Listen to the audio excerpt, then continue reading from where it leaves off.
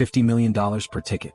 Spend 2 years on Mars at your own expense. People are trampling each other to get in line. This isn't a joke. This is a real project in Musk's Mars colonization plan. But the most chilling part is some of these people know they're never coming back home. What? Because Earth and Mars aren't just leave whenever you want places. Let me ask you a question. How long do you think it takes to fly to Mars? 7 months. That's just one way. Once you arrive, you can't just turn around. Because Mars and Earth orbit the Sun at different speeds. You have to wait on Mars for exactly 2 years and 2 months until the next time the planets align to launch your flight back home. It's like being dropped on a desert island. The boat leaves as soon as you land. The next one? 26 months later. Miss it and wait another 26. Plus, the launch window for alignment lasts only about a dozen days. The daily launch window? As little as 30 minutes. How does that feel? Like there's only one door in the world.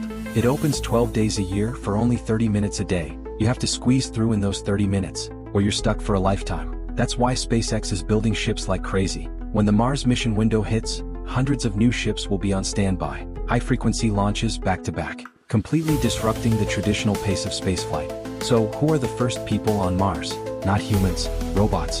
5 unmanned ships head out first, packed with solar panels, oxygen, water, food, spacesuits, and medical kits. One ship has a particularly eerie mission. Before it even lands, it drops 4 satellites into Martian orbit. From that moment on, the red planet has Wi-Fi. A Martian Starlink goes live instantly. Then, robodogs hop out of the ships to patrol the surface. Rovers start drilling, hunting for underground ice. Solar panels the size of 7 football fields are unfurled. Note this detail. Solar efficiency on Mars is only 43% of what it is on Earth. A panel on your roof could boil a pot of water on Earth. On Mars, it'll barely get it lukewarm. Then 2 years and 2 months pass. The door opens again. 30 humans have landed. For their first week on the ground, they can't do anything. 7 months of low-gravity flight has withered their muscles. Even standing up is a struggle. And the Martian environment is more brutal than they imagined. Average surface temp is minus 81 degrees Fahrenheit. In summer at the equator, it hits maybe 68 degrees Fahrenheit. Rust-colored dust storms appear out of nowhere. The entire planet gets swallowed in red mist. Then there are the Marsquakes. A day on Mars is 40 minutes longer than Earth. You have to reset your biological clock to a rhythm never before stepped on by humans. And pay attention to this. Among these 30 people, there are no average Joes. They are all scientists, engineers, doctors, and soldiers with research backgrounds. They have to survive on Mars for 2 years. Every single day is a dance on a knife's edge. What's even more unsettling is they must do something by hand. Make fuel on Mars. Using CO2 from the Martian atmosphere plus hydrogen dug up from beneath the surface. Through a chemical process called the Sabatier reaction, they force the synthesis of water, oxygen, and methane. What is methane? It's the fuel that gets the ship off the ground. In other words, if this experiment fails, their return ticket is voided. Do you get it? If these 30 people can't make the Sabatier reaction work, they are truly never coming back. $50 million might have bought a one-way ticket. But the most incredible thing about humans is when they start planting. Rye, radishes, tomatoes, beans, carrots, potatoes. One by one they sprout from Martian soil. What's the fertilizer for these plants? It's the astronauts' own waste. Yes, a circular economy. The loop closes for the first time on another planet. NASA also brought along genetically modified cyanobacteria. They turn nitrogen from the atmosphere into ammonia. Mars begins to feed itself. The next batch of ships brings fish. The aquaponics system kicks in. The protein problem? Solved. Then, that happened. The first funeral was held on Mars. Someone died. The body was cremated. Ashes were scattered into that red sand. At almost the exact same time, cries echoed from the delivery room. In human history, the first child born on Mars opened their eyes. Birth and death, happening for the first time on another world. And in this child's DNA from the second they were born, Earth simply didn't exist. 2035. The year Musk calls the Great Migration.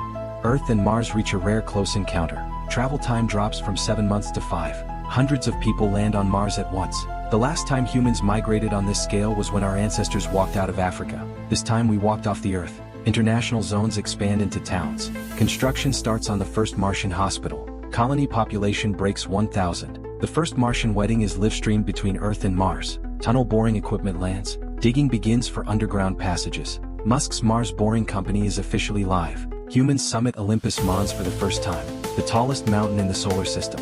It's 2.5 times higher than Everest. The climb took exactly 9.5 months. The first Martian restaurant opens.